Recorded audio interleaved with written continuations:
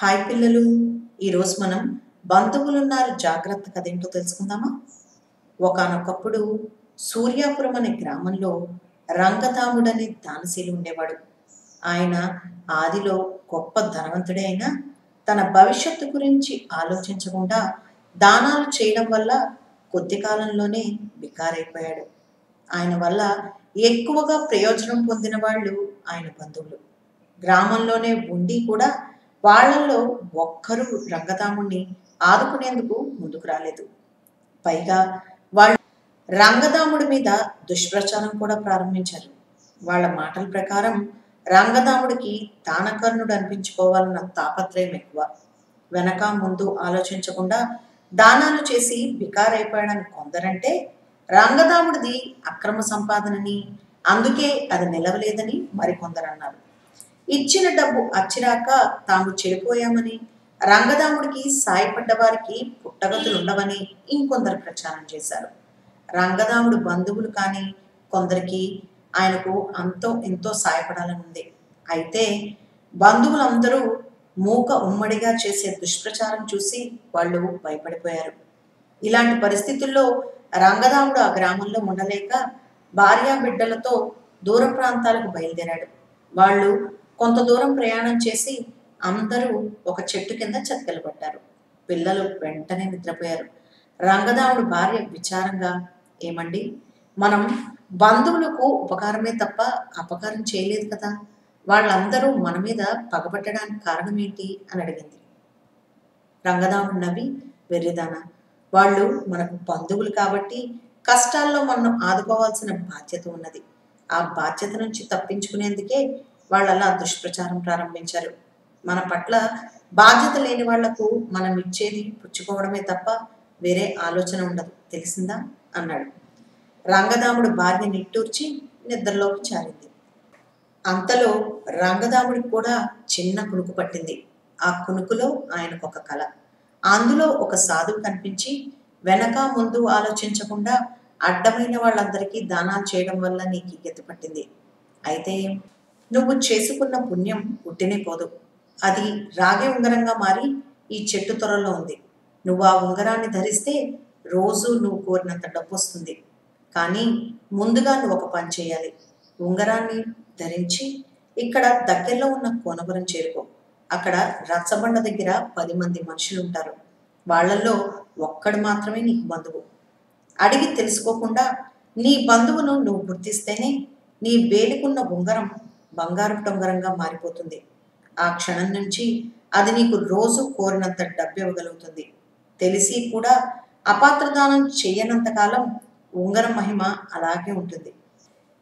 ఎప్పుడైతే ఉంగరం తిరిగి రాగిలోకి మారుతుందో అప్పుడు దాని మహిమ పోయినట్టు. నీ బంధువు ఇంట ఒక్క రాత్రి మాత్రమే గడిపి మర్నాడు నీ స్వగ్రామానికి వెళ్ళిపోవాలి.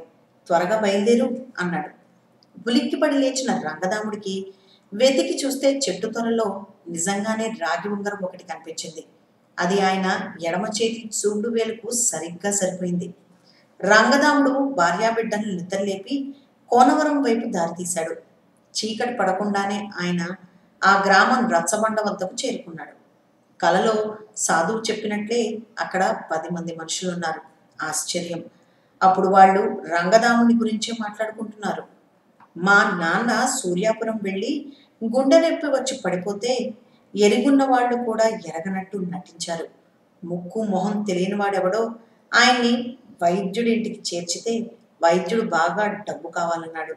తిరిగి ఇవ్వమని కూడా అడగకుండా పెద్ద మొత్తం సాయం చేసి మా నాన్నను బతికించాడు రంగదాముడు. ఇప్పుడు ఆయన సూర్యాపురం వదిలి వెళ్ళిపోతాడట. మంచివాళ్లకు రోజులు కావివి అన్నాడు ఒకడు. అలా ఒక్కొక్కరే రంగదాముడిని పొగుడుతూ ఉంటే కేశవుడు అనేవాడు ఒకడు మాత్రం, అసలు విషయం మీకు తెలియదు.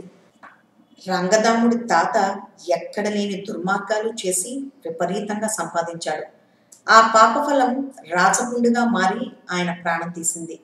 ఆ పాపఫలం రంగదాముడి తండ్రికి కూడా రాచపుండే అంటుకుంది. సాధువులను అడిగితే, నీకున్నదంతా దానం చేయడం మొదలుపెట్టు. నువ్వు దానం చేసిన డబ్బులో న్యాయంగా ఆర్జించినది ఒక్క రాగిణానం ఉన్నా సరే నీ తాత చేసిన పాపం పూర్తిగా పోతుంది అని రంగదాముడికి చెప్పారు.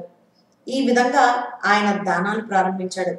దానాలైతే చేస్తున్నాడు కానీ బుద్ధులు మారవు కదా. న్యాయంగా ధనార్జన చేయడం ఆ వంశంలోనే లేదు. అందువల్లనే రంగదాముడు తండ్రి రాచపుండుతో పోయాడు, ఆయన పేదవాడైపోయాడు అన్నాడు. అదా సంగతి. బాగా చెప్పావు కేశవ. లేకుంటే మేమంతా నిజంగా ఆయన గొప్ప దాత అనుకునేవాళ్ళం అని అన్నారు మిగిలిన వాళ్ళందరూ. అప్పుడు రంగదాముడు కేశవుణ్ణి సమీపించి, నాయన, నా పేరు రంగదాముడు. కోనవరంలో నాకు బంధువులన్నట్టు తెలీదు. పోలికను బట్టి నువ్వు తప్పక మా బంధువై ఉండాలని తోస్తోంది అన్నాడు. ఆ వచ్చినది రంగదాముడు తెలియగానే కేశవుడు తప్ప మిగిలిన వాళ్ళందరూ ఆయనకు అప్రయత్నంగా భక్తిభావంతో నమస్కరించి, అయ్యా, తమను గురించి చాలా విన్నాం. మా అదృష్టం కొద్దీ మీ దర్శనమైంది. తమ బోటి గొప్పవారికి కష్టాలు రావడం మాకు విచారం కలిగిస్తోంది. తమకు మేము ఏ విధంగా సహాయపడగలమో చెప్పండి అన్నారు. అప్పుడు రంగదాముడు తన ఎడమ చేతి వైపు చూసుకున్నాడు. చూపుడు వేలుకున్న రాగి ఉంగరం బంగారు ఉంగరంగా మారిపోయింది. ఆయన వాళ్ళందరితోనూ, బాబులు, నేను దేనికి ఒకరి సాయాన్ని కోరుకునేవాడిని కాను.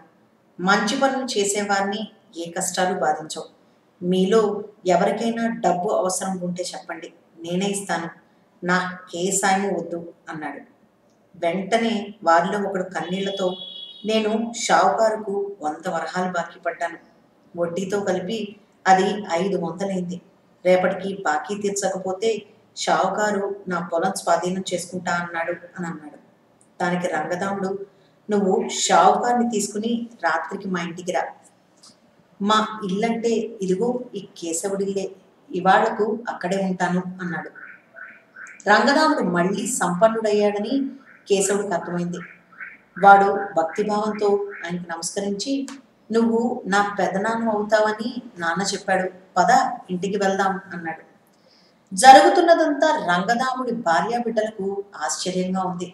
అయితే ఆ రాత్రి రంగదాముడు కేశవుడి ఇంట్లో ఉండి ఆ గ్రామంలో డబ్బు అవసరం ఉన్న చాలా మందికి సాయం చేశాడు.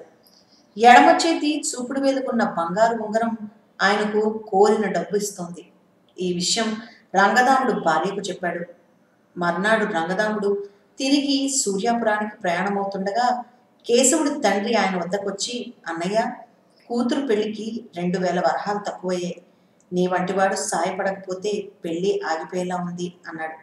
నీకు తప్పక సహాయపడతాను. వెంటనే గ్రామాధికారి వద్దకు వెళ్ళి రుణపత్రాలు రాయించుకుందాం పద అన్నాడు రంగదాముడు. రుణపత్రమా? అంటే నువ్వు నాకు సాయం చేయమన్నమాట, అప్పిస్తావన్నమాట, అవునా అన్నాడు కేశవ తండ్రి తెల్లబోయి. సాయం పుచ్చుకునేవాడు బిచ్చగాడవుతాడు. నా బంధువుల్ని స్నేహితుల్ని బిచ్చగాళ్లుగా చూడలేం కదా, అందుకే అప్పిస్తాను అన్నాడు రంగదాముడు. పోనీ అప్పిస్తే మాత్రం అయిన వాళ్లకు పత్రాలు ఎందుకు, నోటి మాట చాలదా అన్నాడు కేశవుడి తండ్రి. నువ్వెవరికైనా నోటి మాట మీద అప్పులిచ్చి చూడు, నా బాధ తెలుస్తుంది అన్నాడు రంగదాముడు. కేశవుడి తండ్రి మౌనంగా ఊరుకున్నాడు. రంగదాముడి నుంచి అప్పు మాత్రం తీసుకోలేదు.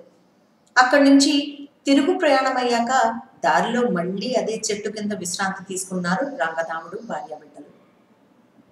పిల్లలు నిద్రపోయారు. అప్పుడు రంగదాముడి భార్య భర్తను, అందరికీ సహాయం చేసిన మీరు మీ తమ్ముడికి ఎందుకు సహాయం చేయలేదు అని అడిగింది. వెర్రిదానా, వాడు నా దగ్గర డబ్బు ఉంది కదా అని అడిగాడు తప్ప అవసరమే అడగలేదు.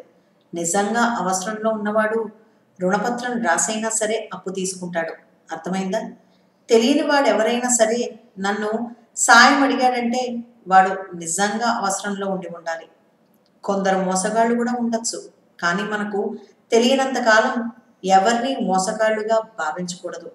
అలా భావించడం వల్ల ఎందరో మంచివాళ్ళు కూడా మనం సహాయపడలేకపోతాం.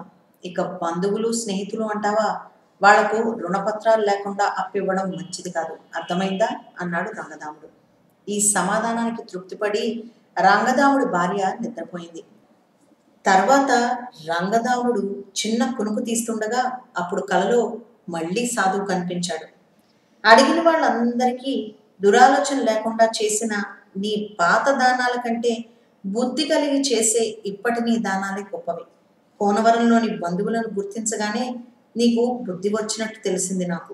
ఇక మీదట ఇదే విధంగా నువ్వెన్ని దానాలు చేసినా పేదరికం నీ దరిదాపులకు రాదు అని మాయమయ్యాడు. తర్వాత సూర్యాపురం చేరుకున్న రంగదాముడు ఎంతో కాలం మంచి పేరు ప్రతిష్టలతో సుఖంగా జీవించాడు.